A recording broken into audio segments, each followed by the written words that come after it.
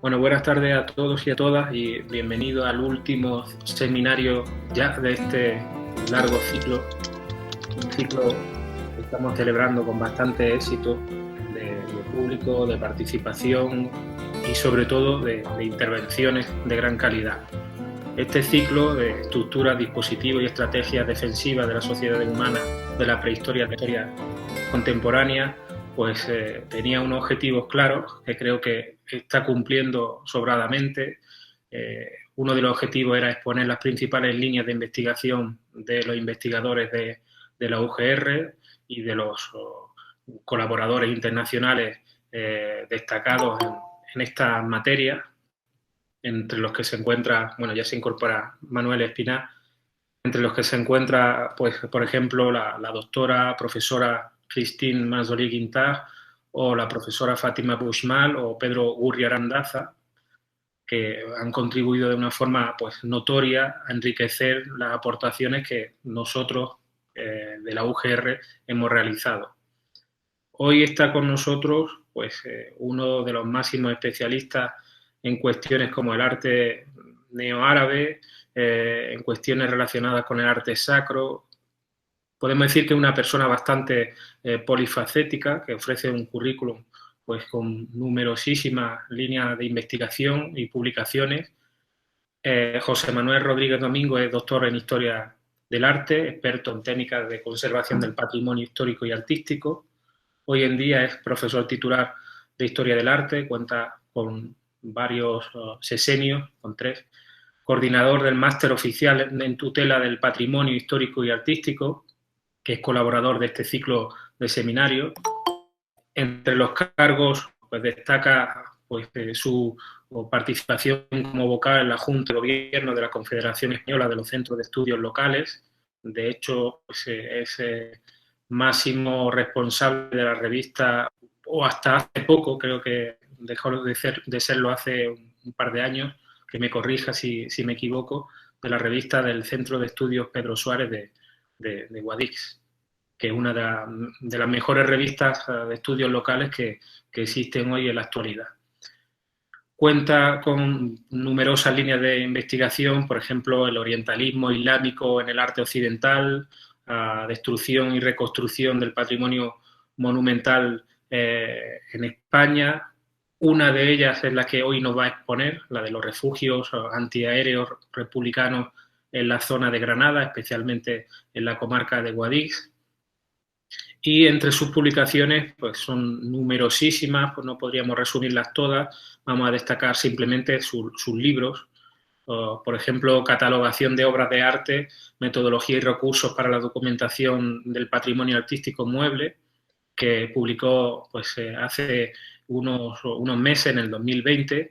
Ciudad Refugio, la defensa pasiva de Guadix durante la Guerra Civil, 1936-1939, publicado en este caso en el 2019. La arquitectura neoárabe en España, el medievalismo islámico en la cultura arquitectónica española, 1840-1930, que publicó en 1997, que en parte es resultado de su brillante tesis doctoral sobre el mismo tema y que fue dirigida por Ignacio Luis Henares Cuellar. Bueno, cuenta con numerosísimas publicaciones en forma de artículos, en revistas, pues, de gran reputación. Simplemente, pues, destacar algunos títulos, ¿no? Quizás los más recientes: Modernidad arquitectónica en las cuevas de Guadix, Granada, el Grupo Escolar y la Iglesia de Nuestra Señora de Fátima. Obras también sobre el nuevo enfoque metodológico para la investigación del patrimonio artístico de Guadix. De hecho, insisto en esta línea, en este protagonismo de José Manuel Rodríguez Domingo como gran promotor y gran defensor del patrimonio de la comarca de Guadix y de su marquesado. También tiene otras publicaciones sobre funcionalidad y exhibicionismo aristocrático en Guadix, identidad y nobleza de los Pérez Pastor en Guadix. Es decir, cuenta con numerosísimas publicaciones dentro, pues, de las 3 líneas que hemos destacado, ¿no? Sobre Guadix, refugios aéreos, arte sacro y arte neomusulmán o neoandalusí. Pues hoy, como decía en la introducción, nos va a hablar de un tema pues, muy interesante, la defensa pasiva en la Granada republicana durante la Guerra Civil. Y sin más dilación, pues le cedo la palabra a José Manuel Rodríguez Domingo, no sin olvidarme de agradecerle pues, su participación desinteresada totalmente en este ciclo de conferencias.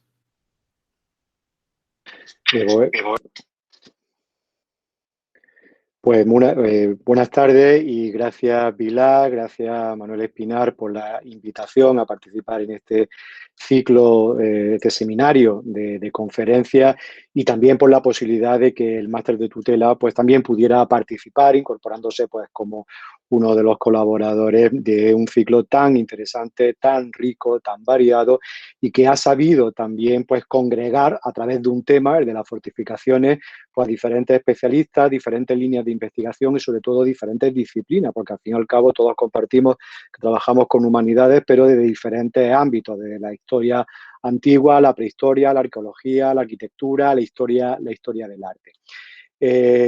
Gracias por la presentación. Claro, cuando ibas comentando las publicaciones, la línea de investigación, pues al mismo tiempo me iba dando cuenta de que todo eso obedece al paso inexorable del tiempo y es una cuestión básicamente cronológica, ¿no? Es decir, el hecho de que ya pues empezamos a ir acumulando años y en esos años pues efectivamente se han hecho cosas.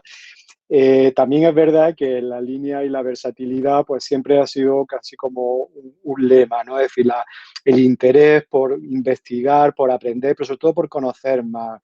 Y eso ha sido, bueno, pues casi como el reto del investigador, que incluso yo a todos los que nos estáis o estáis escuchando esta tarde, pues sobre todo lo recomiendo, es decir, el poner esa pasión, independientemente de que tengamos una línea de investigación prioritaria, el hecho de, bueno, pues de ir también acumulando, porque siempre es una forma también de ir enriqueciendo esa formación.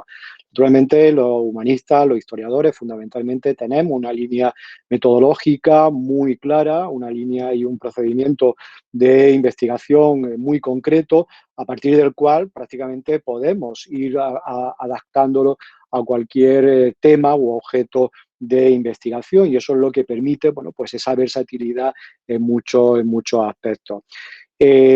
Fundamentalmente, efectivamente, como decía Bilal, mi tema de investigación, mi investigación prioritaria, sobre todo fundamental o inicial, que fue con la que además pues, defendí tanto mi memoria de licenciatura como mi tesis doctoral y todavía sigo trabajando en justamente la de la influencia, ¿no?, del orientalismo en la arquitectura occidental. Pero eso no ha quitado para que de forma paralela, pues, evidentemente también pues, por circunstancias vitales, pues me haya ido encontrando con otros panoramas, con otros territorios, con otros escenarios que también pues, son especialmente importantes o han sido gratificantes a lo largo de mi carrera, tanto profesional como también personal. Y una de ellas es Guadix y su entorno. Una tierra a la que llego por razones personales y en la que, bueno, pues todavía estoy involucrado, ahora efectivamente como presidente desde hace unos años del Centro de Estudios Pedro Suárez, un centro de estudios locales que abarca pues, las comarcas de Guadix, Baza y de Huesca, es decir, de todo el noreste de la provincia y que me ha permitido no solamente conocer el territorio, no solamente conocer su historia, sino también a un gran colectivo de profesionales, de investigadores, de eruditos, de expertos locales que trabajan en los estudios locales y que, bueno, pues son los que realmente también están aportando fuera del ámbito de la universidad pues el conocimiento necesario para un territorio muy poco valorado, muy desconocido aún a día de hoy. Justamente ese desconocimiento por parte de la academia y por parte también de las investigaciones científicas, fuera de lo que ha sido por lo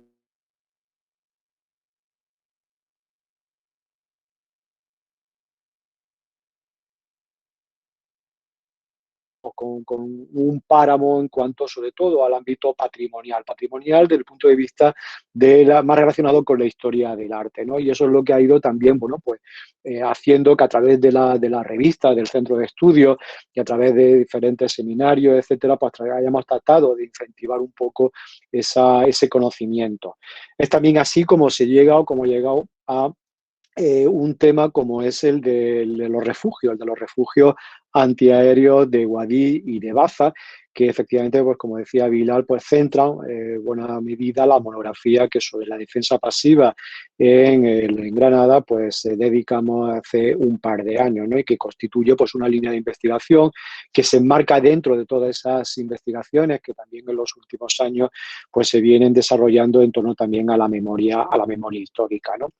El ámbito y la aproximación se hace desde la historia del arte, fundamentalmente desde el patrimonio, a pesar de que, como luego comentaré, pues aquí hemos estado implicados diferentes disciplinas para tratar de, bueno, pues aclarar un poco lo que es un espacio poco explorado, poco conocido y que tiene un elevadísimo interés patrimonial, cultural, pero sobre todo también patrimonial, ¿no? Que son, como digo, los refugios antiaéreos.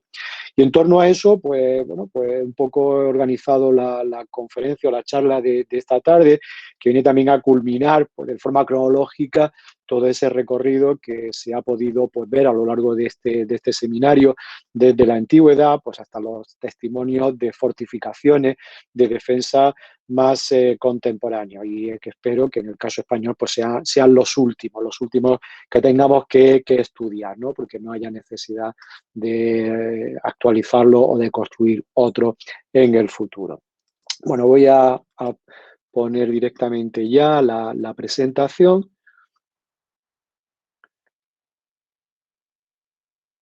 Bilal me confirma si se ve. Sí. Sí.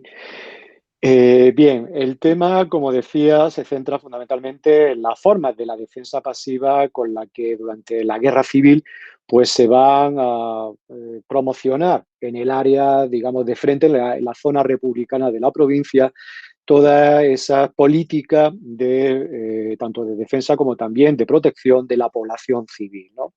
En este sentido, el objetivo y digamos, el objeto principal, es decir, el qué nos lleva justamente a esto son toda una serie de testimonios materiales, construidos, todavía conservados además en la mayoría de los casos en muy buen estado, por dos razones. Una, por su proximidad cronológica, es decir, no son tan antiguos, estamos hablando de estructuras construidas entre el año 1937 y 1938, y otra por una razón obvia, es que son construidas con materiales bueno, pues lo suficientemente duraderos para resistir un ataque con artillería aérea, de tal forma que, por tanto, bueno, pues están ya concebidos para perdurar, para resistir el paso del tiempo y, sobre todo, un ataque de bombas, ¿no?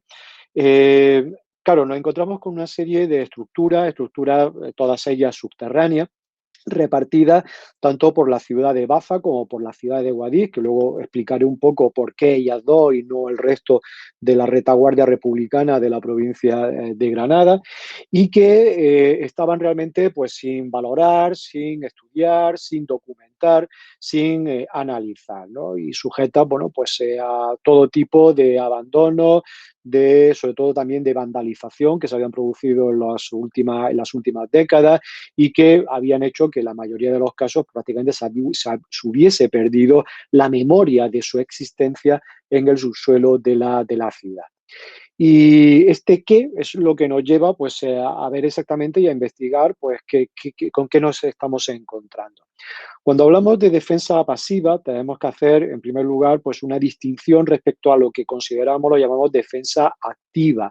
Defensa activa son todas las fortificaciones al uso con un carácter militar. Bueno, pues para el tema, sobre todo, bueno, para cuando estamos hablando de defensa activa durante la guerra civil, pues lógicamente aquí os traigo toda esta tipología, que lógicamente también por los desarrollos de la guerra moderna, pues van a hacer mucho más amplio el catálogo defensivo respecto a lo que habían sido en periodos precedentes a lo largo de la historia, es decir, donde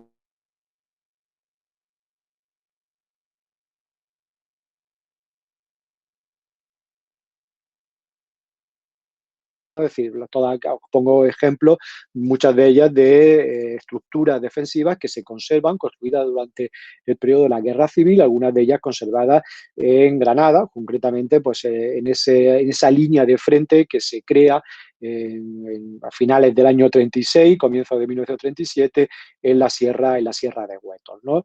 Y empezamos a ver, bueno, pues nidos de ametralladoras, trincheras, refugios artilleros, polvorines, búnker, parapetos individuales, muchos de los cuales pues incluso van a tener una polifuncionalidad, ¿no? Y donde aparecen pues también toda una terminología nueva, como son pues, bueno, pues casamatas, fortines, etcétera, que al fin y al cabo vienen a ser un poco lo mismo, ¿no? Y muchas veces hay que discriminar exactamente a qué nos estamos refiriendo si es que realmente hay diferencias. Pero sí es verdad que ya nos encontramos con que, bueno, pues los desarrollos de la armamentístico, de la estrategia militar, sobre todo a partir de la Primera Guerra Mundial, pues van a diversificar mucho lo que va a ser el panorama de las construcciones defensivas. Por tanto, esto sería lo que consideramos defensa activa y surge un concepto nuevo que es el de la defensa pasiva. Y el de la defensa pasiva es aquel que está alejado de lo que es fundamentalmente la protección de los militares, es decir, está lejos de lo que es el frente, o por lo menos de la línea de frente, o de lo que es la defensa militar del territorio, y se va a enfocar fundamentalmente a proteger a la población civil. Claro, voy a decir, bueno, ¿y la población civil y por qué? Bueno, pues la población civil porque a partir sobre todo de la guerra civil española, desgraciadamente se va a convertir por primera vez en objetivo de los ataques bélicos. Algo que luego la Segunda Guerra Mundial pues, se va a encargar de demostrarnos, fundamentalmente a partir o a través de la capacidad destructiva de la aviación militar, ¿no? Que se pone, digamos, se ensaya ya en la Primera Guerra Mundial, pero que tiene ya pues, su espacio de aplicación total y absoluto durante la Guerra Civil Española. No voy a detenerme bueno, pues en hablar exactamente de todo esto, de cómo se produce y cómo durante el periodo de entreguerras, pues las potencias europeas, fundamentalmente Italia y Alemania, van a hacer una gran inversión en la aviación, en su aviación militar, que se va a probar, literalmente se va a poner en ensayo pues, durante la Guerra Civil española, ¿no? Desgraciadamente, pues con un ataque continuo en poblaciones que lo que trataban fundamentalmente pues, era no solamente de atacar objetivos militares, sino también de utilizarlo como elemento para minar la moral de la población, tanto de la población militar como de la población civil, ¿no? Y esto es lo que va pues, a determinar la necesidad por parte de las entidades locales, que al fin y al cabo son las que se van a encargar de gestionar la defensa de su población, pues es de buscar refugio y acomodo como una obligación moral, una obligación social y una obligación cívica que tenían pues con toda su ciudadanía, ¿no? Y eso es lo que da lugar pues al concepto de defensa pasiva que se va a materializar frente a la defensa activa que tiene, como hemos visto, pues es toda esa red tipológica, toda esa variedad de estructura. Sin embargo, fundamentalmente la defensa pasiva se centra casi de forma exclusiva en el refugio antiaéreo. Refugios antiaéreos que van, como luego también veremos, pues a adquirir una serie de tipologías variadas, ¿no? Y que al final al fin y al cabo, pues todas tienen o comparten, en la mayoría de los casos, su carácter subterráneo, es decir, la forma también de concebir que es el mejor abrigo para protegerse de bombas, de las bombas de la artillería aérea, son fundamentalmente los espacios que están bajo tierra. ¿Por qué? O por lo menos bajo varias capas de piso. Sobre todo porque el impacto, y además eso ya pues, son los ingenieros militares, se van a encargar de ir probando, demostrando, estudiando esa capacidad de socavar, de excavar, etcétera, que tiene, pues evidentemente con varios metros debajo de tierra, pues y con una de sus estructuras perfectamente acorazadas, se puede por lo menos resistir un ataque directo. La siguiente pregunta que nos planteamos a la hora de acometer pues, la investigación sobre los refugios de Guadí y de Baza era el por qué, ¿no? ¿Cuál es la necesidad que lleva a la construcción de una red tan variada, rica, dispersa y al mismo tiempo tan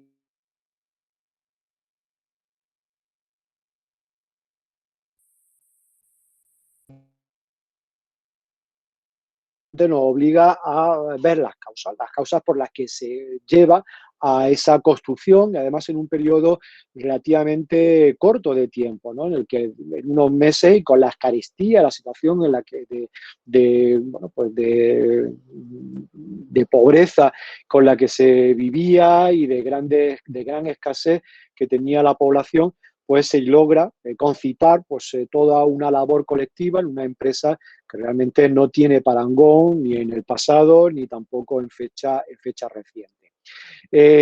Como decía, las razones, bueno, pues fundamentalmente la importancia estratégica que tenía Guadix y sobre todo la importancia que tenía como enclave urbano dentro del territorio provincial. No olvidemos que después, ya digo, después de los primeros meses de guerra, Guadix ya queda, digamos, dentro de lo que va a ser la retaguardia republicana, esa línea de frente que corta la provincia en dos, a través de la sierra de Huétor, y donde pues Guadix, que había sido un enclave importante, insisto, hasta ese momento, desde el punto de vista institucional y también con una población importante, pues se va a convertir también en un lugar de refugio de muchos de esos, bueno, pues de esas personas, de familias, etcétera, que van a ir huyendo digamos, de la Granada sublevada, que van también a irse alejando de la línea de frente o que van a ir llegando progresivamente en los meses subsiguientes, procedentes fundamentalmente, pues fíjense, desde la propia ciudad de Málaga. O sea, la famosa desbandada de Málaga, que va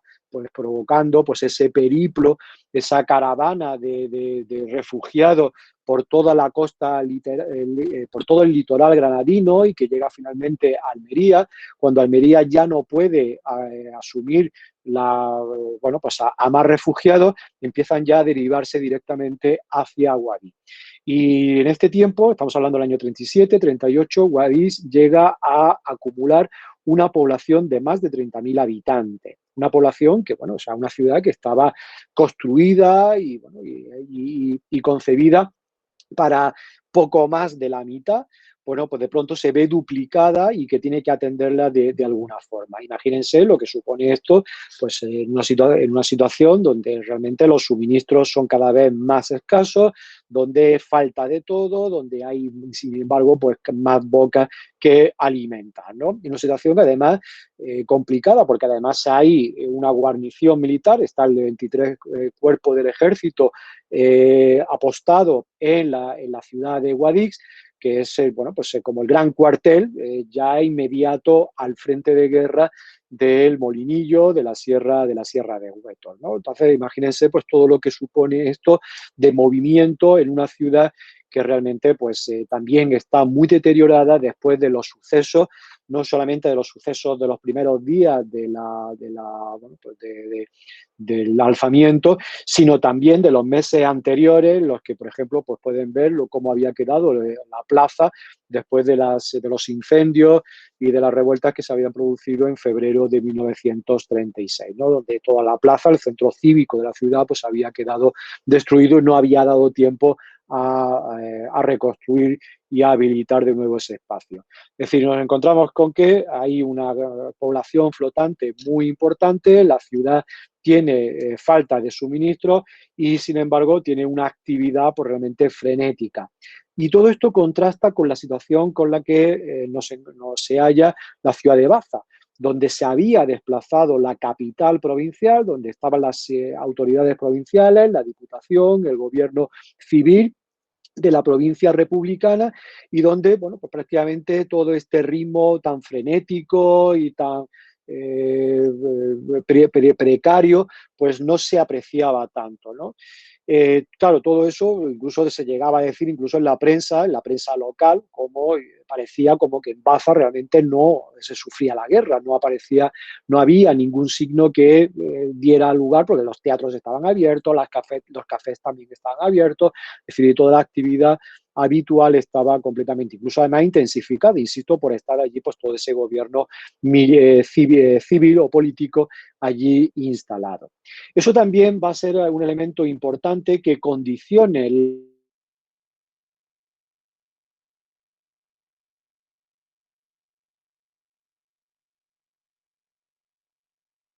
importancia, bueno, pues institucional, incluso histórica, si me apura, se unía lo más importante, era la situación estratégica que jugaba como nudo ferroviario.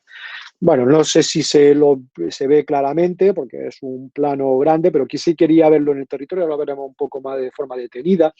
En el punto, en la zona, en ese punto azul, estaría el enclave urbano de la ciudad de Guadix, y en el enclave rojo estaría la zona de la estación. La estación es un barrio, de hecho hoy día es un anejo de Guadix, forma parte de Guadix, pero hay una separación, hay una carretera, que en ese momento era una carretera, hoy ya es una avenida que está más o menos urbanizada y que conecta pues, el barrio de la estación con la ciudad de Guadix, ¿no? Ese barrio de la estación surge pues, cuando la estación de Guadix se instala, o la línea ferroviaria se llega hasta aquí, a finales del siglo XIX, y en torno a ella pues, se va congregando pues realmente una población importante, fundamentalmente de trabajadores que están vinculados al mantenimiento de la línea férrea y sobre todo también a algunas de las instalaciones fabriles que hay en ese entorno, fundamentalmente fábricas harineras y fábricas de azúcar que estaban instaladas, insisto, en las inmediaciones de la línea férrea, ¿no? Por razones obvias, pues para la fácil comunicación y salida de ese producto. Esto va a convertir a la estación de Guadix, insisto, en un nudo ferroviario desde el propio trazado, que va a conectar Despeñaperro, es decir, toda la línea que va hacia Linares Baeza y de ahí hacia Madrid, con el sur, con Almería y también con el Levante. De tal forma que pueden ver pues, las tres líneas, faltaría una cuarta que en ese momento estaba cortada, que era la comunicación con Granada. Dicho de otro modo, desde la estación de Guadix se podía ir hacia el interior de Andalucía, pasando por Granada, se podía ir a Madrid, pasando por Despeñaperro, a través de la línea de Linares Baeza, se podía ir hacia el Levante, es decir, hacia Murcia, Cartagena, Alicante, Valencia, a través de Baza, o se podía ir a Almería, ¿no? Por tanto, ese nudo de comunicación va a ser muy importante durante la guerra. ¿Por qué? Pues porque permitía mantener activos los suministros de los diferentes, bueno, pues de los diferentes productos que podían todavía moverse. Fíjense, por ejemplo, el puerto de Almería va a ser muy importante para suministrar sobre todo, pues de pescado a Madrid. Y el pescado que llegaba a Madrid procedente de Almería tenía que pasar necesariamente por Guadix, por la estación de Guadix. De la misma forma que desde Guadix, desde las fábricas de azúcar de Benalúa y de la fábrica de Guadix, de la fábrica de Santo Torcuato, que estaban pegadas unas a otras a la línea férrea, pues se va a suministrar de azúcar también a la capital de Madrid, ¿no?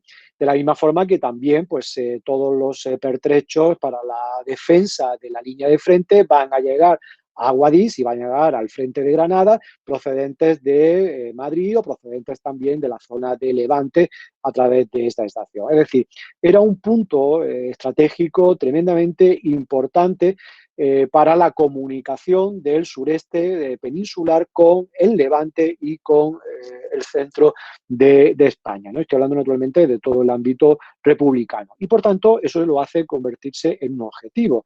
Además, a todo eso se añade la presencia en las inmediaciones de Guadix de 4 aeródromos, nada más y nada menos, 4 aeródromos en el entorno del término municipal, más otros 3 que van a estar distribuidos en la comarca, fundamentalmente en los llanos del Marquesado, ¿no? Con lo cual, pues eso también era otro elemento a considerar por parte del bando sublevado a la hora pues, de considerar todo este área como un lugar de especial interés para ser objetivo militar y, por tanto, ser bombardeado. Aquí tienen pues, el croquis de las vías de comunicación que se establece, ¿no? Por parte del Ejército de Andalucía, y ahí pueden ver un poco la situación, ¿no? Estratégica que juega Guadix en relación pues, a lo que les estoy comentando. Su relación con Granada, Baza, Almería y sobre todo también pues, con el norte, con la zona de Madrid, de vías de comunicación. Este, por ejemplo, es un plano que encontramos en el archivo de Ávila, un mapa, mejor dicho, que lo que nos revela es un mapa realizado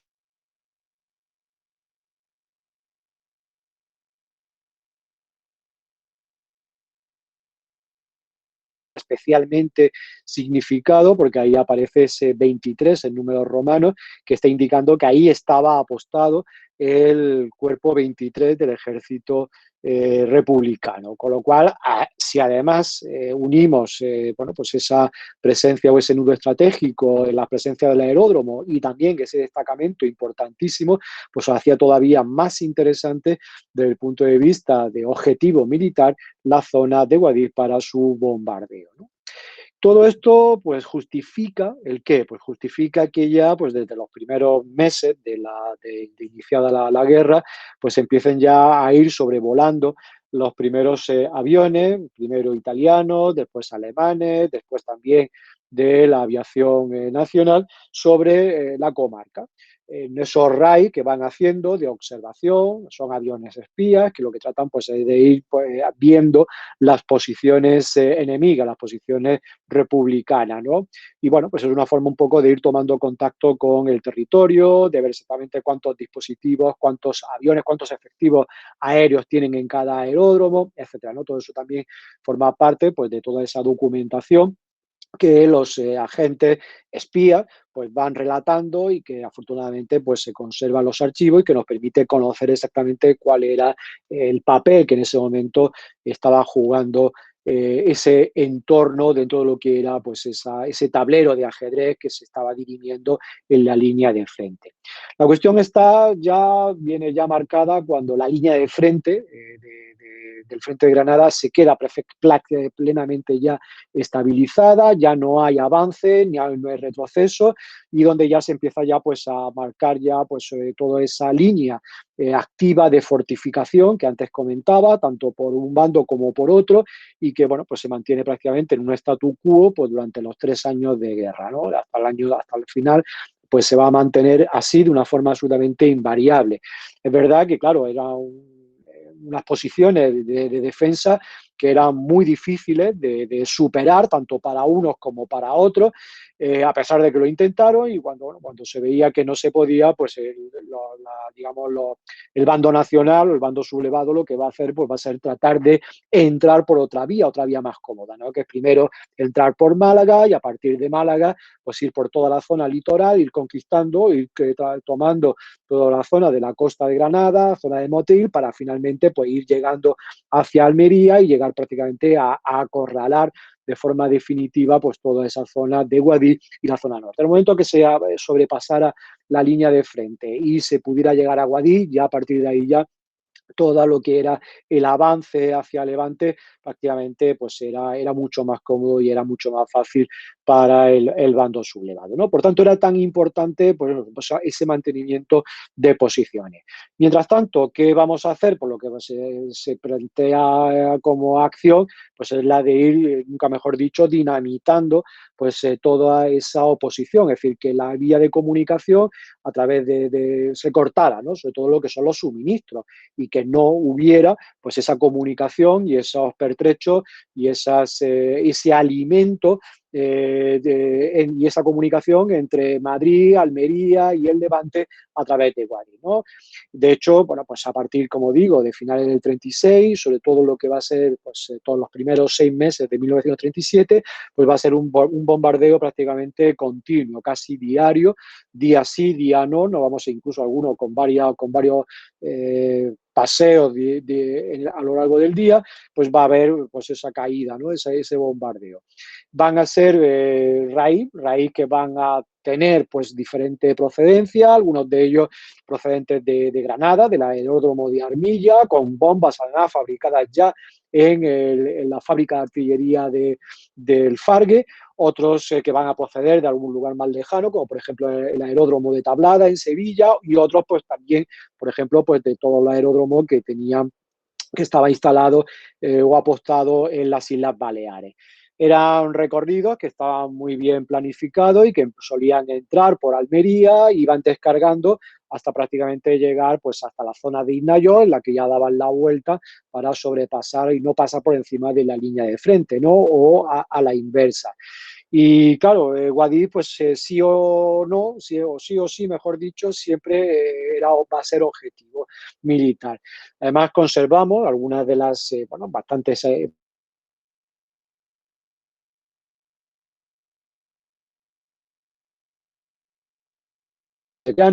que proceden pues, de esos estudios, ¿no? Por decirlo de algún modo, que hacían los propios pilotos, los propios operativos militares, pues para ver exactamente el grado de acierto de las bombas, ¿no? A la hora de caer, ¿no? Y para poder, bueno, pues ir mejorando el acierto y la puntería en el siguiente ataque.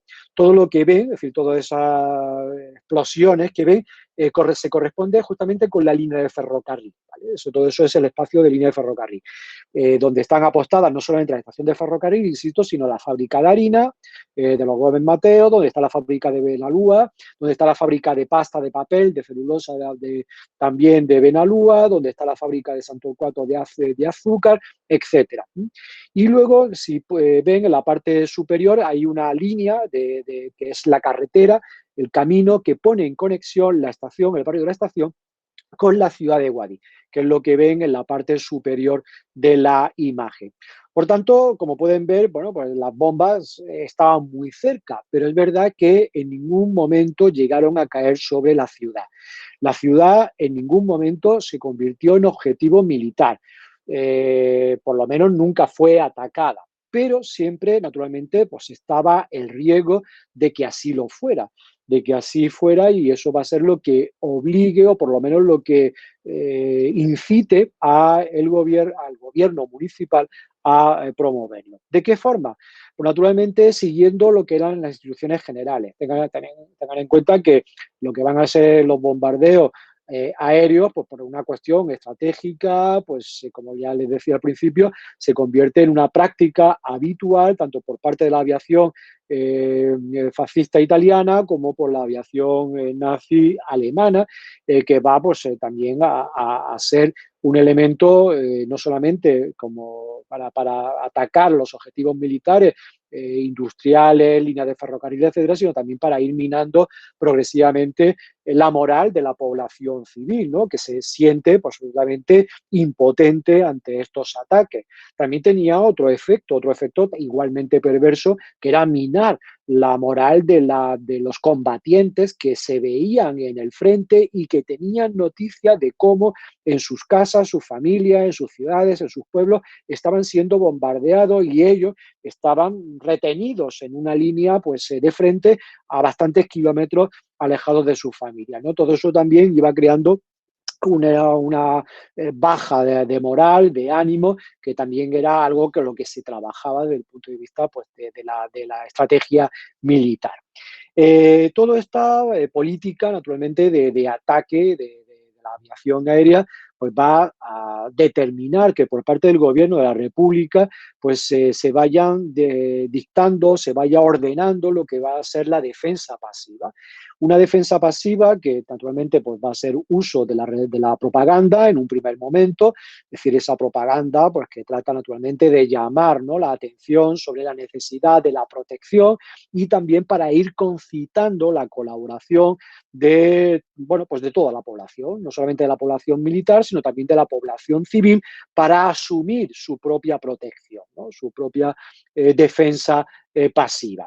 Naturalmente, todo esto no se podía hacer de cualquier forma, esto había que hacerlo de una forma ordenada. Ordenada significa que no se podía, bueno, pues determinar, construir un agujero y ahí pues meter a la población. Había que hacerlo con una serie de condiciones, unas condiciones técnicas, unas condiciones constructivas que efectivamente fuesen efectivas ante un ataque aéreo, es decir, que fuesen resistentes.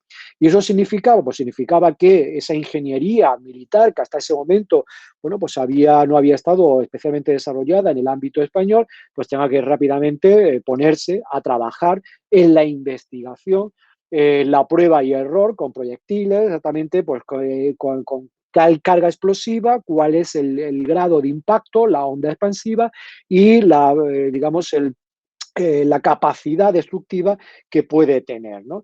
Naturalmente, teniendo en cuenta que los aviones cada vez van a tener más capacidad para llevar más peso y bombas de mayor tonelaje, con lo cual, pues imagínense el impacto, la profundidad que eso podía tener. Naturalmente, todo eso significaba que había que estudiar muy bien cuáles eran las mejores condiciones para poder construir debajo de tierra. Estamos hablando de espacios urbanos que, bueno, pues que son lo que son, es decir, que son plazas, son calles, pero donde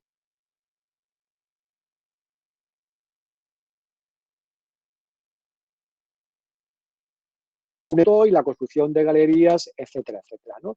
Al mismo tiempo, también había que enseñar a la población cómo tenía que actuar en caso de ataque de la aviación y cómo tenían que conducirse de forma ordenada para acudir a esos refugios y no se produjera, bueno, pues un conflicto de acceso y donde realmente, bueno, pues hubiese tumulto, etcétera, que provocaran todavía más daño de lo que se intentaba prever, ¿no?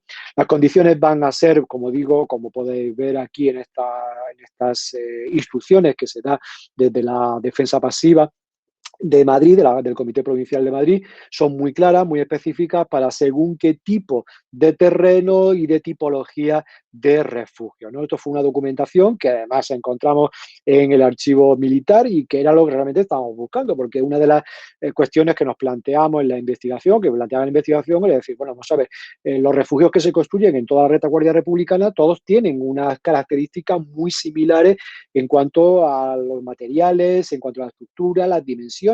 Eso no es algo que sea una coincidencia. Ni se pueda naturalmente dejar al albur del constructor en cada momento, sino que eso tiene que obedecer pues, a unas instrucciones muy determinadas que vengan registradas desde la autoridad en ese momento, que era el Ministerio del Aire, que era del que dependía la Junta Nacional de Defensa Pasiva, la llamada DECA, que es la que se va a encargar de decretar, dictaminar y ordenar la construcción de todos estos refugios que se van a bueno, pues reproducir por todo el territorio de la retaguardia republicana. Aquí tienen imágenes, ¿no?, de la construcción de esos refugios, refugios que se van a, como ahora veremos, pues se van a hacer de diferente tipología, de lo que son abrir un gran agujero, un gran hoyo en un espacio abierto, en una plaza, y luego pues hacer un gran encofrado de hormigón para recubrirlo, luego volver a taparlo o hacer directamente galerías subterráneas como si fuesen galerías de mina, de minero, debajo de la ciudad. ¿Dónde se van a habilitar? Pues naturalmente, claro, llegado un momento va a haber población y va a haber poblaciones como la de Madrid o incluso como la de Guadix que por muchos refugios antiaéreos que se construyan, pues no van a ser suficientes para poder acoger y albergar pues a esa población creciente de refugiados que está llegando a la ciudad. Por tanto, cualquier lugar era bueno siempre y cuando reuniera unas mínimas condiciones. Esas condiciones van a ser revisadas por parte de las juntas locales, en este caso la Junta Local de Guadix, la Junta Local de Baza, que se van a encargar de ir registrando todos aquellos sótanos de edificios que permitan, naturalmente, pues este albergue y este refugio. Por supuesto que contaran con dos entradas, por si acaso pues una quedaba inutilizada por el impacto y el derrumbe de los cascotes y los escombros, que pudieran salir por otra, que tuvieran ventilación suficiente, también los puentes, las minas de agua, incluso las criptas subterráneas de las iglesias que habían sido pues desacralizadas en este tiempo, pues también se van a utilizar como refugios eventuales ante un ataque aéreo. En el caso de Baza, les decía que, bueno, pues que el desarrollo va a ser mucho más lento, no va a ser tan perentorio, porque Baza, insisto, a pesar de ser la capital provincial, la capital política, sin embargo, no era un objetivo militar. No era un objetivo militar porque no había razón, que decir, estratégica para bombardearla. No había grandes fábricas, la línea férrea pues era una línea de paso en dirección hacia Levante y por tanto no va a ser en ningún momento un objetivo estratégico.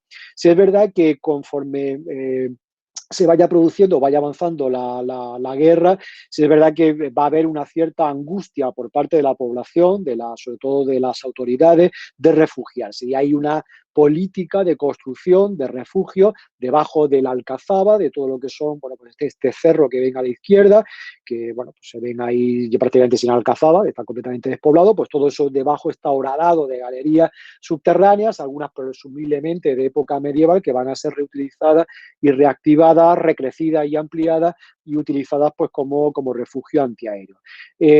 No se van a llegar a terminar muchos de los otros que se van a hacer por el casco urbano y cuando acaba la guerra pues nos vamos a encontrar pues con que la ciudad prácticamente está levantada, las plazas, calles están levantadas con grandes cantidades de escombros, pero sin que los refugios hubiesen llegado a terminarse. Eso, bueno, aquí tienen algunos ejemplos, ¿no?, de algunos de esos refugios que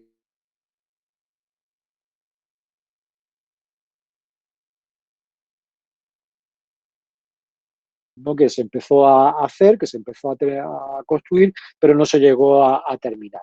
De hecho, en el ángulo inferior derecho pueden ver uno de esos túneles de la Alcazaba, que prácticamente es digamos, la pared cavada, como si fuese una cueva, la arcilla, pero no llegan a revestirse de la mampostería o de los ladrillos que sí vemos, por ejemplo, en el caso de Guadix.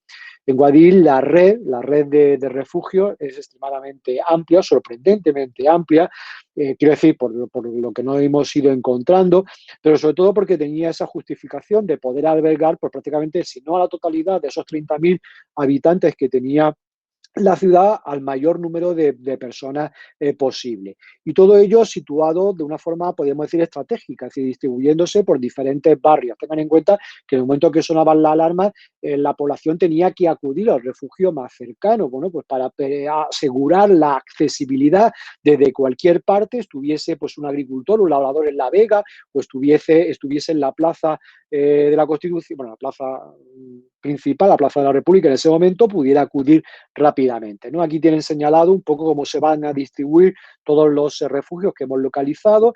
En los círculos azules se corresponderían con los refugios llamados de galería o de mina, y los que están señalados con cuadrados rojos son los de, digamos, de célula o de sala, y son construcciones que ahora comentaré, ¿no? Son dos tipologías diferentes. Luego, dentro de cada una de ellas vamos a encontrar también diferentes posibilidades de desarrollo. Aquí también encontramos, por ejemplo, están señalados en esos asteriscos verdes aquellos espacios que van a ser también reutilizados. Van a ser reutilizados, por ejemplo, criptas. Las criptas de la catedral, las criptas de la iglesia de Santa Ana, de la iglesia de San Miguel, van a ser también habilitados como eventuales refugios en caso de bombardeo. Y ya entrando directamente en lo que son las tipologías, pues claro, la importancia que tienen los refugios de Guadix es que nos ofrece pues esa variedad tipológica que prácticamente no vemos en ningún otro lugar de la retaguardia republicana. Porque tenemos por un lado esos refugios de galería, que además a su vez pues tienen también unos diferentes desarrollos. Por ejemplo, pues tienen el refugio de la Tabicona, que es un refugio de galería, pero de galería continua, o el de la Plaza de la Catedral, que son galerías que están tramadas e interconectadas entre sí. O, por ejemplo, pues el del Camino de los Forasteros, que básicamente pues es una red irregular que se va horadando, que va bajando, subiendo, horadando el cerro en el que está, como si realmente fuese una cueva. Esto también va a ser una cuestión interesante que no vemos en otros lugares, y es que Guadix, por las características geológicas del terreno, de esa conformación de ese conglomerado arcilloso, es muy fácil de trabajar, muy fácil de construir, muy resistente, y al mismo tiempo también hay una tradición constructiva de horadar y de abrir esos espacios por esa tradición de troglodita, ¿no? De hábitats trogloditas que todavía a día de hoy pervive, ¿no? Entonces, todo eso también va a facilitar mucho lo que va a ser las tareas. Por ejemplo, pues aquí les traigo el caso de uno de los más espectaculares, que es debajo de lo que es la Plaza de la Catedral, que estas gradas que ven ahí de acceso a la entrada de la Iglesia Mayor, pues nos encontramos pues con esta red de túneles perfectamente regularizados que hacen una retícula donde se van interconectando y que tienen hasta 5 accesos. 5 accesos. Claro, ¿eso por qué? Pues para asegurar una accesibilidad lo más cómoda, rápida, inmediata y despejada posible. Y, por ejemplo, pues este es el Callejón del Moral, que se atraviesa de un lado a otro pues toda una calle. Naturalmente se hace debajo de una calle, no se va a hacer debajo de una casa, donde, bueno, pues donde independientemente de que la cimentación obligara a profundizar más, era también que en el caso pues, de que el edificio en un ataque aéreo pues destruyera, pues todavía sería mucha más presión la que caería directamente sobre ese túnel. Por tanto, se aprovecha la calle, la plaza, digamos un espacio que no tenga construcciones encima, pues para habilitar esos recorridos. Y luego estarían los otros tipos, ¿no? La otra tipología, que cámara o celular, que son pues, estructuras completamente construidas en hormigón. Se construyen a cielo abierto, se hace una gran excavación, se hace una solera de hormigón con unos machones que van a sostener pues, una gran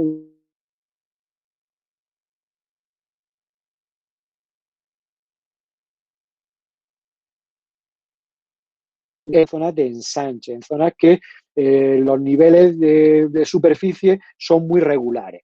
En zonas como del casco urbano, que tienen, pues, como se conoce en Guadix, pues tienen unos desniveles importantes, esto no es posible hacerlo.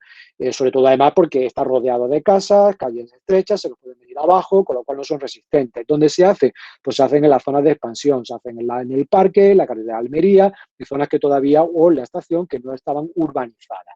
Es, por ejemplo, pues el caso también de otro de los más espectaculares, que es el refugio de la estación, que además va a estar promovido justamente por los trabajadores bueno, pues que están al cargo del mantenimiento de la vía férrea, porque imagínense que cada vez que había un ataque y que la vía se interrumpía, inmediatamente había que volver de nuevo a restaurar y a rehabilitarla. Y eso significaba que tenía que haber una población constante, protegida, en este lugar, en esta zona, en este barrio de Guadix, que lo mantuviera, ¿no? Bueno, pues aquí pueden ver otros, los que se van a construir en el parque o en la zona de la carretera de Vilche. Son todos de la misma tipología, todos obedecen al mismo patrón, las mismas dimensiones y los mismos materiales. Y luego ya, bueno, pues lo que han sido también elementos que también han ido pues aportando mucha información, porque ahora comentaré, esto tampoco es un trabajo fácil de realizar, a pesar de la cercanía cronológica y los testimonios todavía recientes bueno, por lo que estamos trabajando, no es fácil de investigar. Entonces, cualquier elemento pues es tremendamente interesante y sobre todo bienvenido para documentarlo, ¿no? Aquí, por ejemplo, pues muchos de los grafitis que aparecen nos permiten documentar, datar estos espacios, estos refugios que han, bueno, pues sobrevivido gracias al paso del tiempo y sobre todo al ocultamiento que se produce pues a partir del 1 de abril de 1939. ¿Cuáles son las fuentes documentales que nos han permitido pues abordar el desarrollo, la investigación y el conocimiento de todo esta red de refugios construida en Baza y en Guadix? Pues las fuentes documentales directas, es decir, lo que son las actas municipales, en el caso de Baza más y mejor que en el caso de Guadix, porque pueden imaginarse que al término de la guerra, los meses o las semanas previas, las autoridades republicanas van a destruir la mayor cantidad de documentación existente que habían generado, precisamente para que no cayera en manos del enemigo y eso pues luego pudiera encausarlo, ¿no?, en todas las causas que luego se van a llevar a cabo. Y claro, pues toda esta información sensible va a hacerse desaparecer, ¿no? Por tanto, era muy difícil documentarla. Gracias también a documentación de otros archivos, pues ha podido ir rastreando toda esta información. La prensa de la época, Guadix va a tener pues varias cabeceras de prensa que va también a dar información sobre la construcción del refugio y luego, por supuesto, pues el análisis, el estudio de otros refugios mejor documentados, de Almería, de Madrid, de Barcelona, de Alicante, etcétera, que forman parte pues de todas esas investigaciones, de esas líneas de investigación en torno a memoria histórica que se están realizando en los últimos tiempos, ¿no? Por supuesto, las fuentes orales, aunque escasas, también han sido de una gran utilidad a la hora de construir exactamente cómo se producía, cómo se vivían los que entonces eran prácticamente niños de poca edad, cómo vivieron, cómo era el sonido de las sirenas, cuál es la metodología, cómo tenían que moverse, hacia dónde tenían que dirigirse, cómo tenían que conducirse, cuánto tiempo tenían que estar, etcétera. También la ayuda de la geotecnia también ha sido también importante. A través de georradares pues ha permitido también ver antes de poder excavar, poder abrir una zanja o una abertura en el suelo, en el subsuelo, pues saber exactamente dónde se hallaba la entrada o la embocadura de los refugios. Y por supuesto también la metodología arqueológica, ¿no?, que también ha sido pues de una gran utilidad, como se pueden imaginar, a la hora de documentar e investigar pues todos estos recursos patrimoniales. Con todo ello, pues el trabajo de campo ha sido también bastante amplio, arduo, prolijo en cuanto a levantamientos planimétricos, mediciones, etcétera, que han permitido pues reconstruir dimensiones, plantas, alzados, etcétera. ¿Cuáles son los desafíos a los que la investigación, este tipo de bienes patrimoniales nos enfrentan? Pues muchos, son muchos. En primer lugar, en la identificación. Todavía tenemos varios refugios que sabemos de su existencia, pero a los que no hemos podido acceder físicamente. ¿Por qué? Porque sus entradas no solamente están taponadas, sino que pertenecen a diferentes propietarios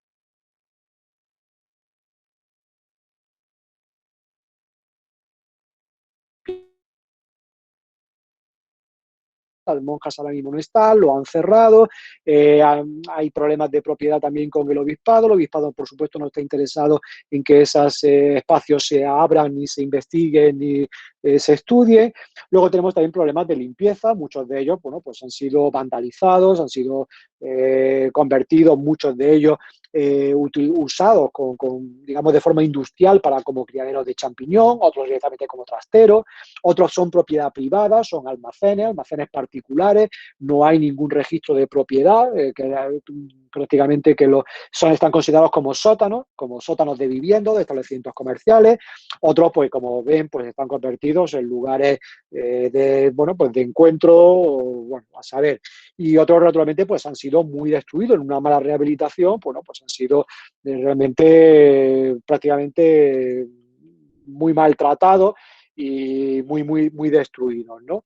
Todos estos son los desafíos, ¿no? Bueno, pues que este tipo de elementos se plantean y que lógicamente, para ello es necesario, por un lado, la difusión de toda esta investigación a través de, bueno, pues de los canales científicos, los medios especializados, los foros adecuados y, por supuesto, también la divulgación para hacer también cómplice a la población local de la importancia que estos elementos patrimoniales tienen pues, para reconstruir su pasado bueno, pues, y sobre todo pues, para valorar toda esa diferente facetas que acumulan espacios tan recientes, pero al mismo tiempo tan ricos, donde nos encontramos con valores históricos, valores arquitectónicos, valores constructivos, valores arqueológicos, valores geológicos, valores también de ingeniería, pero sobre todo también valores antropológicos, culturales, sociales, que por supuesto pues, son los que detienen a un conjunto patrimonial y los construyen realmente pues, como pocos otros lo vamos a encontrar en nuestra comunidad. Y nada más, muchas gracias y espero que cualquier duda, cualquier sugerencia, pues la podamos. Muchísimas gracias, José Manuel, por tu clarísima y brillante intervención. La verdad es que a priori es un tema que parece que no va a dar mucho de sí, pero que realmente, pues, tú mismo lo has demostrado, podría estar hablando muchísimo tiempo más del mismo tema, ¿no? Bueno, le cedo la palabra a Manuel Espinar, que no pudo estar en los inicios de la intervención. Sí. Bueno, pues, perdonad un momento, es decir, he estado en una cosa de médico y claro, y he llegado un poquitín tarde.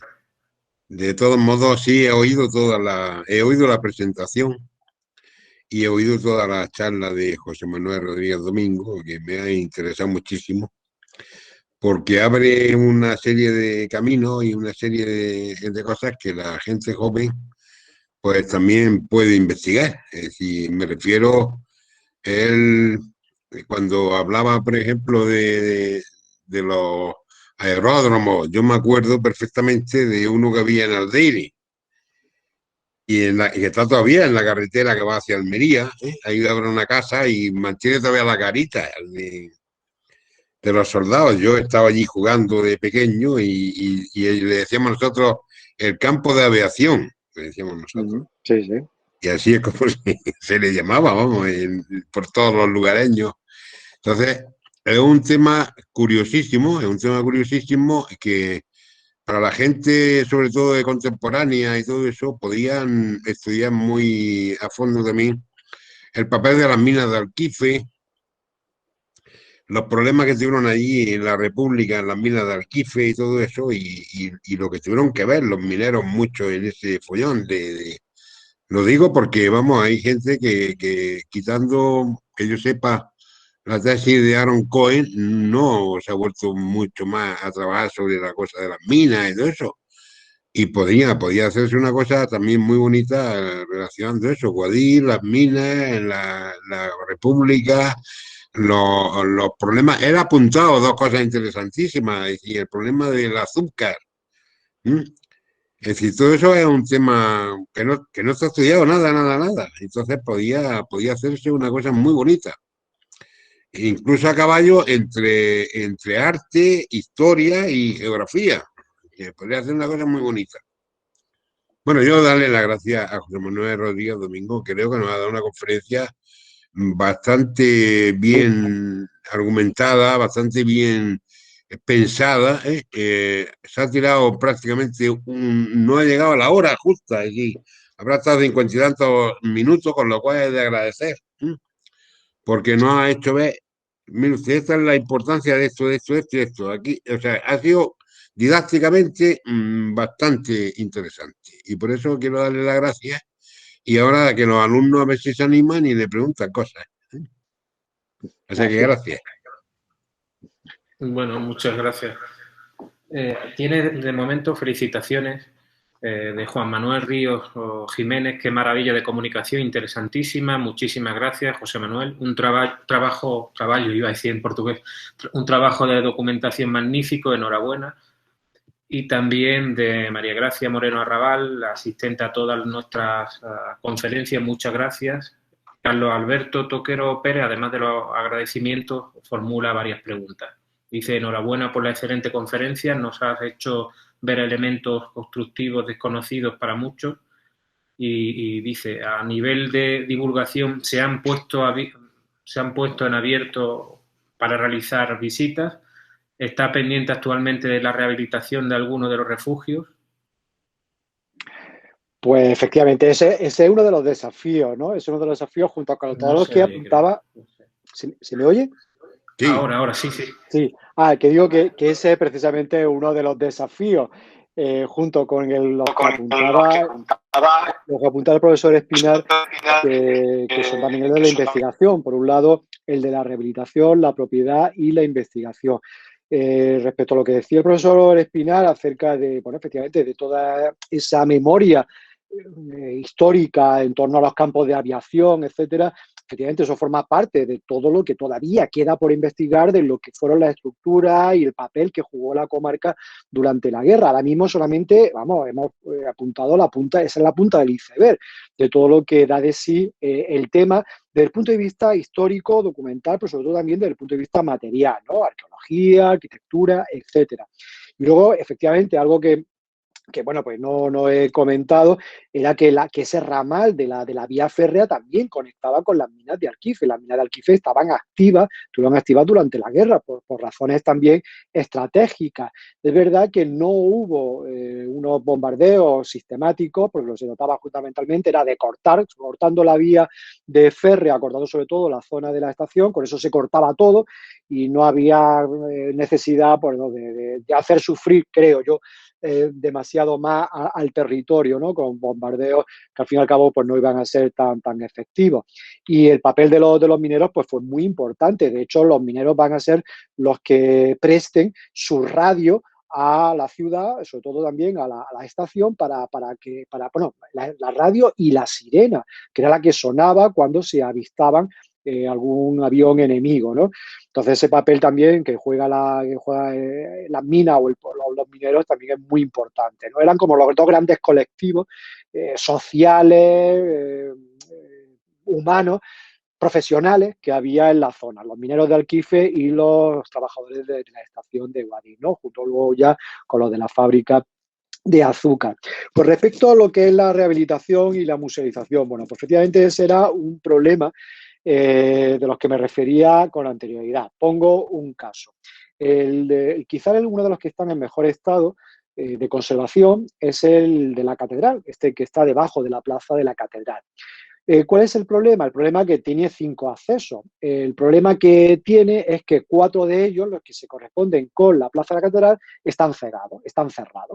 Y el único acceso por el que se puede entrar es a través de una propiedad particular que es un establecimiento desde la plaza, que es un establecimiento de hostelería. Ha sido de todo, ha sido desde carbonería, ha sido pub, ha sido ahora el restaurante y claro, hay que atravesar el local para poder entrar dentro de ese espacio. En 2019 se llegó a un acuerdo por parte del ayuntamiento que suponemos detenta la propiedad del espacio subterráneo de ese espacio con los propietarios del establecimiento, bueno, pues para llegar a un acuerdo para que se permitiera la visita pública, ¿no? A través de ese dijo, bueno, pues que todo eso pues eran visitas, por supuesto no podía cobrar, en un muy primer momento llegaron a un acuerdo de que podía cobrar 2,60 €.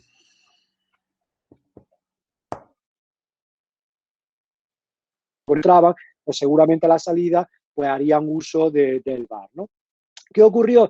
Que el ayuntamiento incluso, y ahí trabajamos desde el centro de estudios, hicimos una pequeña musealización con unos paneles explicando exactamente qué era, para qué funcionaban los refugios, etcétera, etcétera. Y de golpe y porrazo, pues hace unos meses, estoy hablando de finales del año pasado, el propietario cerró la comunicación, tapió directamente el acceso. ¿Por qué?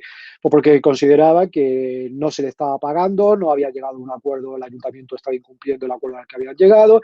Total, que al final ese refugio, con toda la instalación museográfica, está completamente cerrado. Además, con unos problemas ese sí que tiene problemas de humedad, porque ya saben que hay la capilaridad, el nivel de capilaridad está muy elevado, está muy alto en Guadix, está muy a superficie, y entonces las humedades pues son constantes.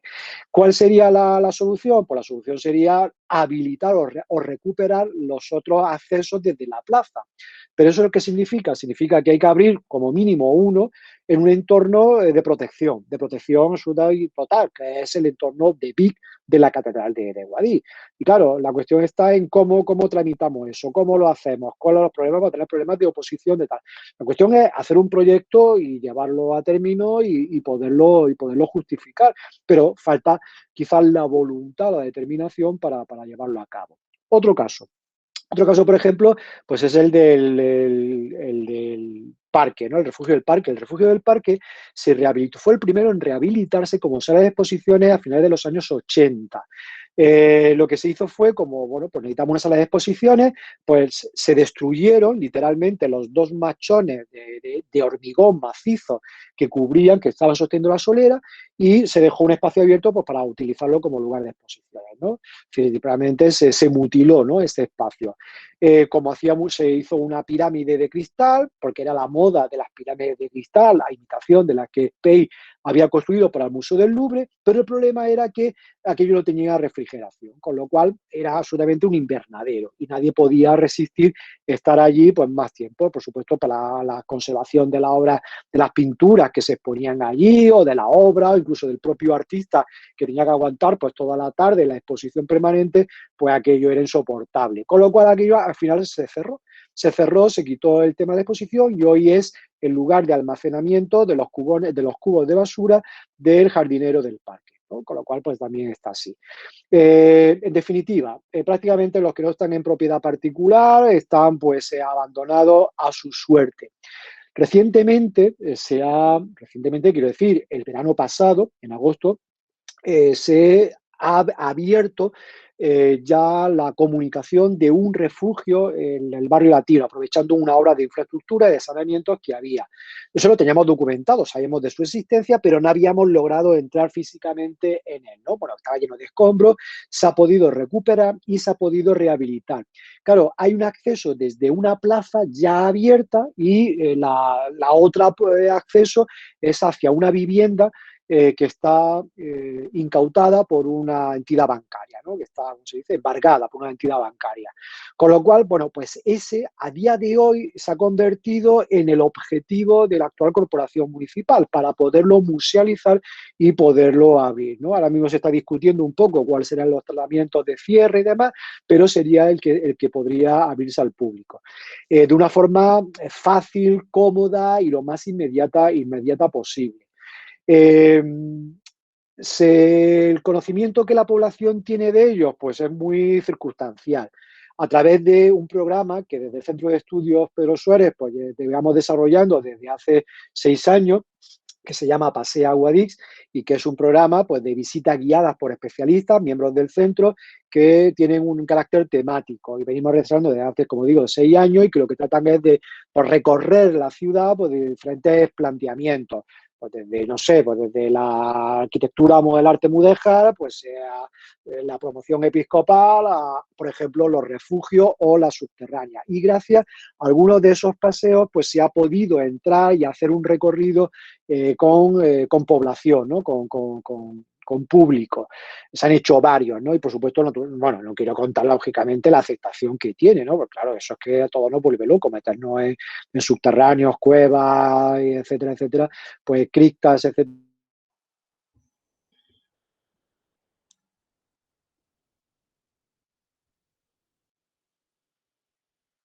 Pero insisto que el problema sobre todo es el de la propiedad y el de tener claro una planificación de qué se puede hacer con este tipo de recursos.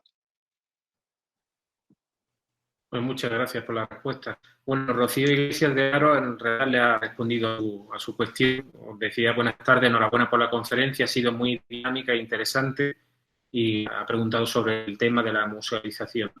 Luis Alcoba, exactamente lo mismo, enhorabuena, muchas gracias por la conferencia y David García Triguero pues realiza varias preguntas. Enhorabuena al profesor Rodríguez Domingo por su intervención al respecto del uso de las criptas eclesiásticas como elementos de defensa pasiva. Eso lleva a destruir los elementos funerarios preexistentes, lo digo para casos como el Santo Domingo. Sí, efectivamente. Claro, hay que tener en cuenta que, a ver, que si se destruye en una acción deliberada de iconoclastia todo lo que es el mobiliario litúrgico que tenían las iglesias de Guadix y de la diócesis, pues no quiero ni contar lo que va a ocurrir con todos estos espacios funerarios de la propia iglesia, donde naturalmente pues la imaginación popular había hecho correr la idea de que debajo de la cripta de Santo Domingo pues estaba el rico del pueblo, el que había construido la casa grande al lado del convento, al final que había muerto en el siglo XIX y que se había hecho enterrar en un sarcófago dorado con todas sus joyas, etcétera. O todo lo que van a ser por la profanación de los restos de la cripta de la catedral de Guadix, donde había varios obispos y donde también pues se consideraba que ahí se habían enterrado pues con sus mejores galas, con joyas, etcétera, etcétera, ¿no? Y todo eso pues junto con la iglesia de Santiago también, donde estaban los ábalos, toda la familia, donde había madre abadesa, etcétera, etcétera. Claro, todo esto efectivamente provoca la destrucción de todos esos elementos funerarios, de todos esos restos óseos que existían, habían subsistido ahí, y su vandalización, lógicamente. A todo eso hay también otro proceso paralelo, ¿no? Que no quiero detenerme, y es también la vandalización contemporánea o coetánea que se va a producir de los refugios, porque claro, los refugios habían costado mucho dinero, ¿vale? Mucho dinero hacerlo, con mucho esfuerzo, en un momento, insisto, de mucha carestía y de mucha miseria en una ciudad como Guadix, pero sin embargo llegó a tener la atención, sobre todo de Almería, que era donde llegaba el cemento, para poderlo construir en un tiempo récord. Pues, ¿qué ocurría? Y eso además aparece registrado en las pocas actas capitulares, actas de ayuntamiento que se conservan. Era que una vez que se habían abierto, que se habían, digamos, inaugurado, que se había entregado ya la obra terminada, a la siguiente semana el lamento de los propios concejales ante el uso indebido que se le estaba dando a los refugios por parte de población refugiada, que les daba pues, literalmente una patada a la puerta de entrada al refugio y ahí se metían a vivir o directamente a robar los casquillos de las lámparas, de las bombillas, de las puertas, de los materiales que había en el interior, ¿no? Y que había que reponer, con lo que eso conllevaba de coste en un momento, insisto, de gran precariedad. Entonces, todo ese lamento era continuo, ¿no? Claro, evidentemente. Y eso pues va a provocar efectivamente que los refugios pues se mantengan en una situación bastante precaria también durante la guerra, a pesar de la advertencia y de que las autoridades municipales llegan a crear puestos de trabajo como vigilantes nocturnos que tenían que encargarse pues de la vigilancia y el mantenimiento de esos espacios. Muchas gracias, José Manuel.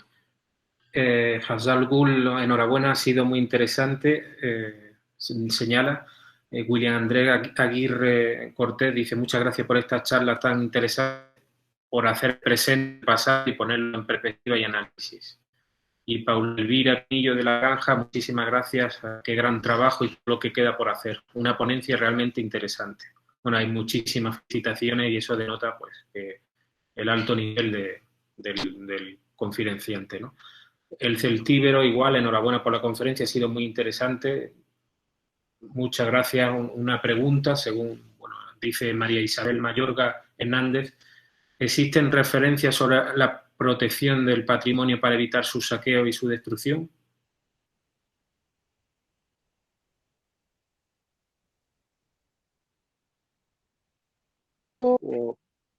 ¿Perdón?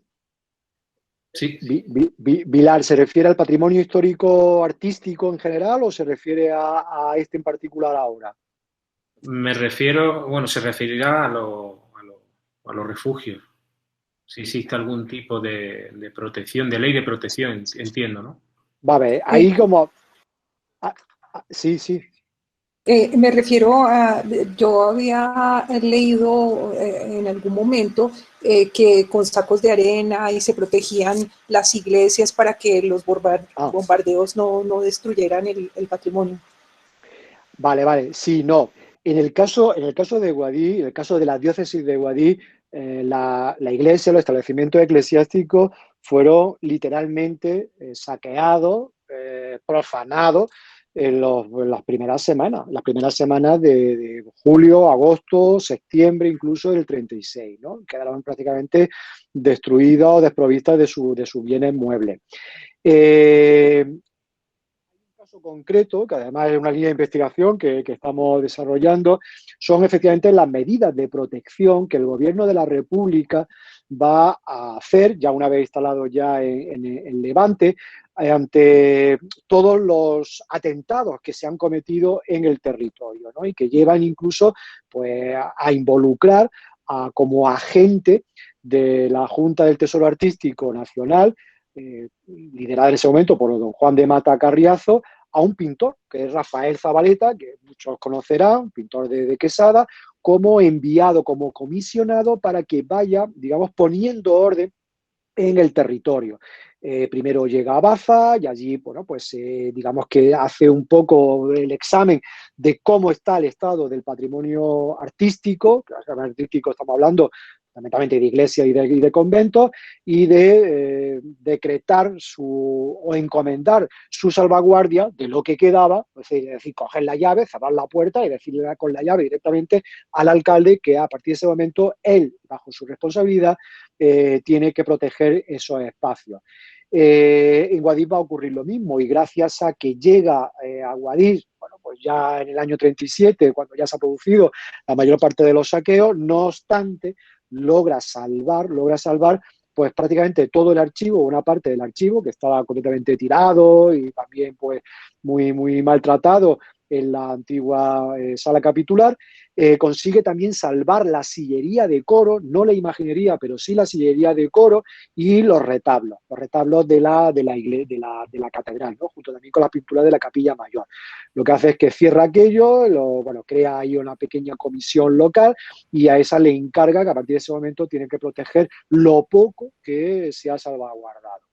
También es verdad que el patrimonio, el tema de proteger las torres, como efectivamente aparece o vemos en Italia o vemos, no sé, en otros espacios nacionales, ¿no? Donde se van a proteger de forma patente y de una forma intencionada, obras muy concretas, por ejemplo, el Museo del Prado, ¿no? Porque cuando vemos todos los sacos terreros, etcétera, protegiendo el museo, en el caso de Guadix no se va a dar. ¿Por qué? Pues porque primero no había una conciencia colectiva del valor patrimonial histórico-artístico que tenía. Entre otras cosas porque nadie se había encargado de reivindicarlo. O sea, llegamos precisamente por eso, digamos que la primera publicación con un carácter científico que reivindica el papel o la importancia histórico-artística que tiene Guadix es justamente del año 36. Y es un artículo extenso que publica Antonio Gallego Urín en el boletín en cuadernos de arte, en el boletín de la Facultad de Filosofía y Letras de Granada, sobre Torcuato Ruiz del Peral. Y poco antes el libro que había publicado sobre José de Mora, del año 29, ¿no? Un poco antes, y donde recogía pues algunas piezas de imaginería de interés en Guadix. Era lo único a lo que se había llegado, alguna mención quizás de don Emilio Orozco y sobre Alonso de Mena en alguna iglesia y poco más. Todo lo demás, excepto la Calahorra, realmente nada tenía un especial, o ofrecía un especial valor histórico-artístico. Y por tanto, no se consideraba de protección a ese nivel, ¿no? que muchas veces hemos visto, sobre todo pues, en Italia durante la Guerra Mundial, etcétera. Sí es verdad además que se jugaba con otro factor y era que se tenía la confianza de que los nacionales o el bando sublevado nunca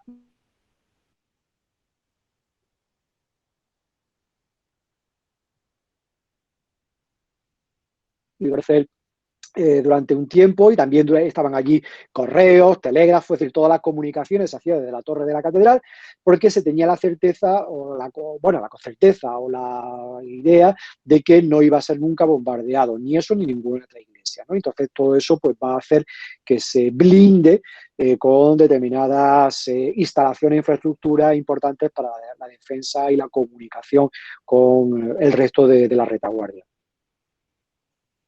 Muchas gracias. Bueno, Edgar Antonio Mejía Ortiz, de nuevo, en interesante conferencia. Muchas felicidades por exponer tan interesante tema, del que desconocía mucho, y dar las gracias nuevamente y saludos. María Chávez, exactamente lo mismo. Enhorabuena por las charlas, realmente didácticas. Muchas gracias por acercarnos a la historia de Guadix durante la Guerra Civil con ganas de saber más. Bueno, tiene muchísimos comentarios de las intervenciones que más ha generado pues, preguntas y felicitaciones, hay que decirlo. Sergio Rosales hace un comentario muy interesante, dice: enhorabuena por toda la información que nos habéis expuesto. Os quería aportar el caso del resultado de la puesta en valor aquí en Castilla-La Mancha. Mientras en Albacete se ha cerrado el refugio usado por las brigadas internacionales porque no hay turistas, en Cuenca la galería excavada bajo la zona antigua son un éxito de visitas. Sí, eso es verdad. Ahora mismo hay un proyecto, se está trabajando, de hecho estamos trabajando en eso, en Baza. En Baza sí que hay ahora ya una planificación a mayor escala para poner en valor, para valorizar todo lo que son las galerías debajo de la Alcazaba, ¿no? Entonces ahí ahora mismo hay un proyecto que tiene el apoyo de la corporación municipal, en el que está trabajando pues, arquitectos, aparejadores, arqueólogos, etcétera, pues para hacer también convertir un atractivo turístico. Pero yo, hombre, insisto, es decir, siendo muy interesante todo esto y ponerlo en relación, naturalmente, no sé, haciendo una ruta, ¿no? de la defensa pasiva en la Granada republicana, que sería muy interesante. Realmente el valor que ofrecen, ¿no? Los de Guadix son muy interesantes porque conectan muy bien lo que decía antes, ¿no? Con esa tradición de la excavación subterránea, que también es algo muy característico de Guadix, ¿no? Es decir, algo también que, por las razones, por un lado, razones geológicas, ¿no? Como comentaba antes, desde la tierra, de arcilla, pero es algo que también muy, muy interesante y muy llamativo. Eso es lo que hace, por ejemplo, pues que no solamente sea el hábitat en la cueva, el refugio, sino también la construcción de galerías de agua que todavía están en uso, que son las que conducen a los manantiales de la zona de las cuevas, a los pilares, a los caños de la ciudad, y que forman parte también de esa tradición subterránea. Naturalmente, por supuesto, el tema de las criptas, pero también hay otro elemento también importante, el aprovechamiento del subsuelo, como son las bodegas. Si algo que también a mí siempre me llamó, la primera vez que lo vi, me llamó mucho la atención en Guadix. Claro, en Guadix, por ejemplo, no es como Granada. En Granada lo normal en una casa señorial, la casa del 16, es que te encuentras en el patio pues con el aljibe. ¿Por qué? Pues porque falta agua. Y bueno, el agua que llega, o bien de la acequia de la mar, acequia de Real, etcétera, pero sobre todo ese almacenamiento pues, de la típica casa mediterránea. En Guadix, ¿no? Por ese nivel tan elevado, ¿no? Ese nivel freático, pues hace que solamente pinchando, pues toda todas las casas tengan un pozo, con lo cual el subsuelo se puede aprovechar para otro uso, que son los de almacén. Y entonces es característico de la casa de Acitana, de la casa señorial más o menos grande, el contar con un espacio de bodega debajo, una especie de subsuelo, de sótano, de semisótano, en forma también abovedada, completamente excavada, y que son más o menos grandes en función de las dimensiones del propio espacio. Y ahí, pues, zona de almacenamiento, zona de lagar, zona de tal, ¿no? Entonces, eso también es otro de los muchos usos que el subsuelo tiene en la ciudad de Guadix. Por tanto, forma parte esa construcción y esa rapidez con la que la ciudad se llega a dotar de estos refugios, viene justificada por esa tradición de excavación subterránea tan antigua. Muchas gracias. Y Carlos Alberto Toquero Pérez dice una puntualización: si se convierte en BIC todos los refugios obligatoriamente, según la Ley de Patrimonio Histórico Andaluz, tiene que permitir el acceso a ese BIC. Bueno, vamos a ver, eso es un tema que ahí estamos. Claro, ahora mismo lo que, evidentemente, lo que interesa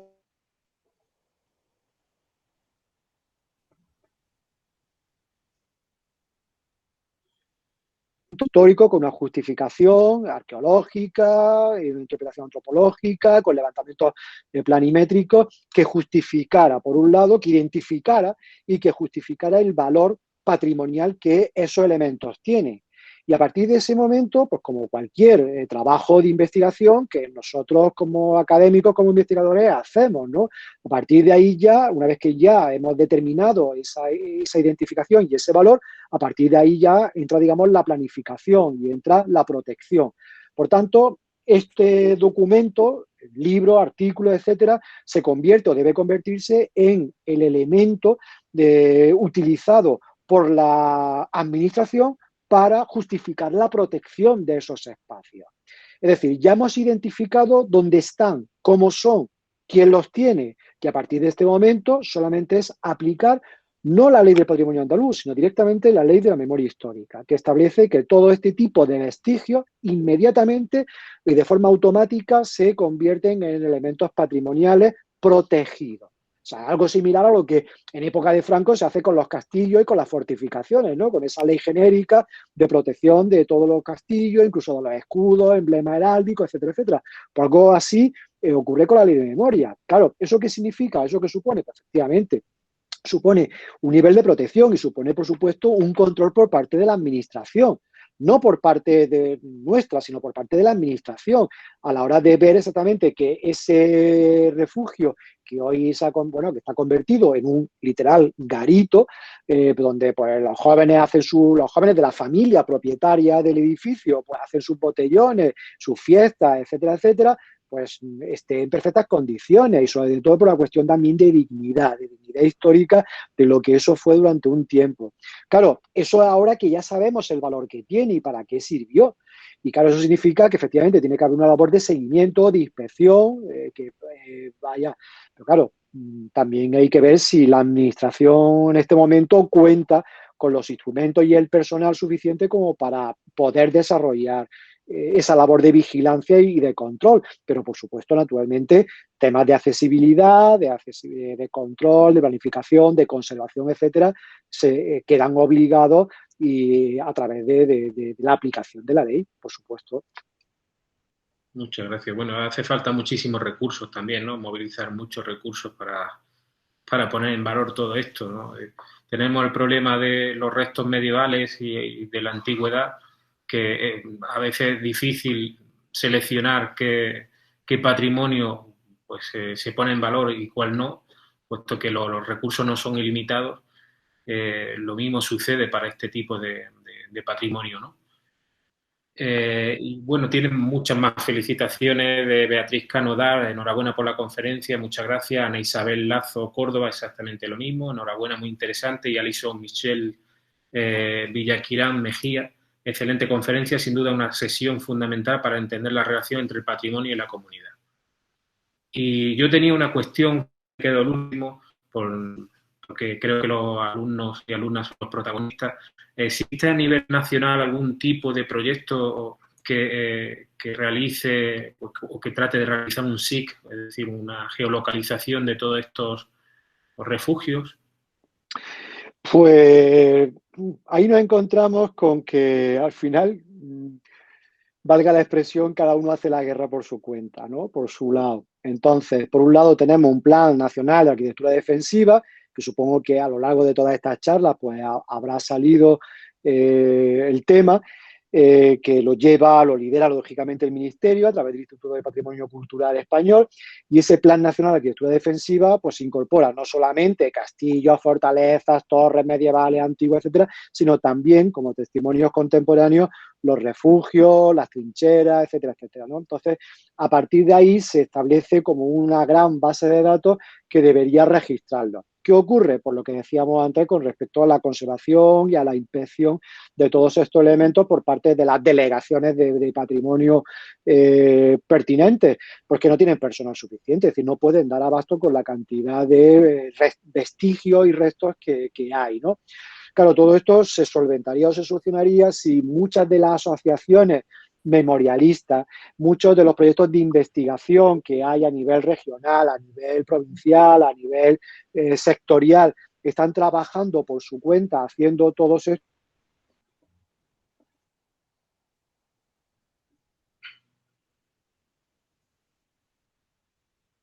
Entonces, eso sí que sería un gran proyecto para ubicarlo. Solamente con el tema de los refugios ya sería suficiente, porque permitiría rastrear algo que a mí me costó muchísimo, que me ha costado muchísimo, que era determinar sobre todo cuáles son las condiciones. Porque aquí, claro, también era un tema que no ha estado suficientemente bien interpretado desde el punto de vista de lo que es la arquitectura, o por lo menos del elemento patrimonial. Se ha investigado de la arqueología, de la antropología, de la historia, pero no tanto de lo que es la tipología arquitectónica, la tipología, ¿no? de las diferentes formas constructivas, etcétera, etcétera. Entonces, claro, yo me encontraba con que, bueno, me daba cuenta de que había muchas publicaciones, muchos artículos, muchas investigaciones sobre refugios repartidos por pueblos, localidades, etcétera, pero que todos tenían unos rasgos muy, muy comunes, pero ninguno de los investigadores digamos, profundizaba en por qué tenían esos elementos, ¿no? Entonces, claro, cuando tienes ya el mapa general, es mucho más fácil y mucho más claro ver exactamente cómo van a extenderse por parte de la administración, en este caso del ministerio, que realmente es que tampoco daban abasto, pero como si las directrices eran unas directrices uniformadoras para todo el mundo, ¿no? Por la responsabilidad que también la República asumía de protección de su propia población. Entonces, con esa labor de catalogación general, solo, insisto, de los refugios, se permitiría pues, hacer un mapeo mucho más aproximado a todos los niveles, histórico, cultural, arquitectónico, constructivo, etcétera. Pero es un tema pendiente. Muchas gracias. Bueno, y si no hay más cuestiones, pues pasamos a la tercera fase del seminario. No sé si Manuel Pinar tiene algo que agregar. No. Yo por mi parte no. Pues actualmente básicamente ha designado, ha dibujado las distintas líneas de investigación sobre las que trabaja. ¿Nos puedes comentar algo de los proyectos que estás llevando a cabo, de los nuevos proyectos que pretendes pues acometer, sobre todo teniendo en cuenta cuando pase todo esto un poco y te puedas pues mover libremente como antes? Y de la línea de investigación, dentro de lo cual también está el máster de tutela de patrimonio, que insisto, pues es colaborador de este ciclo de seminarios y que puede exponer también como máster al que pueden acudir los alumnos y alumnas que siguen este ciclo de seminarios. Sí, de hecho hay varios alumnos del máster que están realizando este seminario y bueno, espero que esté cubriendo pues, sus expectativas, ¿no? Respecto a la primera pregunta, respecto a la línea de investigación, efectivamente una línea de investigación que se abre y que está, pues, lógicamente sin terminar, solamente, ya decía como antes, solamente iniciada. Todo lo que son el estudio de las estructuras defensivas. De hecho, claro, una cuestión es que además está por hacer, a pesar de que hay publicaciones, pues por ejemplo el libro de Maribel Brenner, ¿no? Sobre las trincheras, los búnkeres, etcétera. Sin embargo, los refugios que se planifican en Granada, porque también se planifican refugios en Granada, no está estudiado, está sin trabajar en la zona nacional, por decirlo de algún modo, ¿no? Y claro, todo eso forma parte, naturalmente, pues eso, de lo que decía antes, ¿no? De ese mapeo general que es tan importante.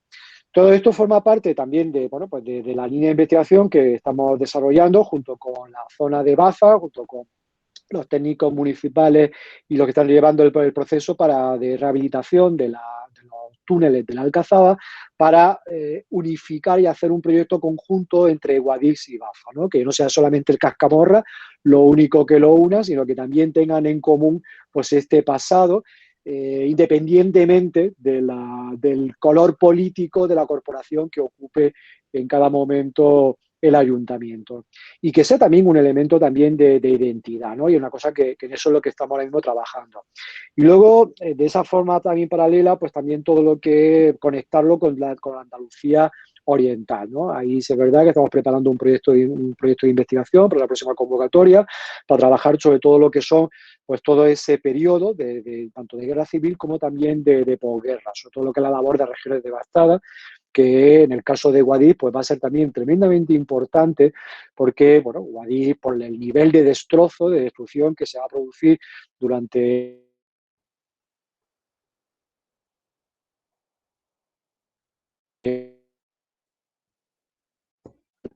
del gobierno de Franco, que la va a convertir pues en ciudad adoptada, pues junto con otras de la provincia de Granada, por ejemplo Pampaneira, Pitre, pero el nivel de reconstrucción que se va a realizar en Guadix pues va a ser muy importante. No hay muchas ciudades del sureste peninsular que alcancen ese grado, ¿no? Y donde hay todo tipo de tipologías. Y ese sí que es verdad que es otro tema de investigación en el que estamos ahora mismo también inmersos, ¿no? Sobre todo para desarrollarlo, ¿no? Pero bueno. Y claro, por supuesto, pues abierto a la colaboración y a la integración de cualquier joven investigador o senior que quiera pues sumarse, ¿no? Porque ya está, porque lógicamente es una línea de investigación que, como ya he tratado de poner de manifiesto con el tema de los refugios, es interdisciplinar. Es decir, hay muchas disciplinas y muchos ámbitos que están conectados. Es decir, yo soy historiador del arte, ¿no? Independientemente de mi formación metodológica generalista como historiador, pero claro, hay aquí aspectos que el especialista en contemporánea o el arqueólogo o el antropólogo, etcétera, pues naturalmente va sumando y va completando, ¿no? Con esa visión. Bueno, yo añadiría una cosa más, si le parece bien a José Manuel. No solamente habría que estudiar la zona de Guadix-Baza, no, habría que hacerla en relación al Molinillo, en relación a Huejar, en relación a la parte esta de Cogollo, Cogollo Vega, todo eso, es decir, ver los dos sistemas, el sistema, digamos, republicano y el sistema nacional, que creo que estaría muy interesante, y verlo también en la parte de la Alpujarra, es decir, ver qué ocurrió ahí. Porque muchas veces la forma de construir o de tal se copia de. Entonces habría que verlo eso. Granada, Guadix, y los dos sistemas. Sí. No, y la línea de costa también, es decir, toda la zona del poniente también va a ser también otro lugar interesante desde el punto de vista de la defensa, ¿no? Pero es verdad que efectivamente hay que conectarlo todo, pues claro, es que se abre un panorama tremendamente, bueno, solamente iniciado, ¿no? Que solamente podemos atisbar y que realmente nos va a arrojar muchas sorpresas. Es decir, que hay mucho campo para trabajar y para investigar aquí, muchas líneas de investigación que pueden, bueno, pues ir completando todo ese panorama, insisto, es decir, donde se une tanto lo documental como lo material, como lo monumental, ¿no? Y realmente que tienen un interés, bueno, por todo lo que nos están contando y todo lo que se intenta recuperar. Y además ahora es la coyuntura favorable, desde el punto de vista legislativo, desde el punto de vista social y también, pues incluso también desde el punto de vista político, que no decirlo.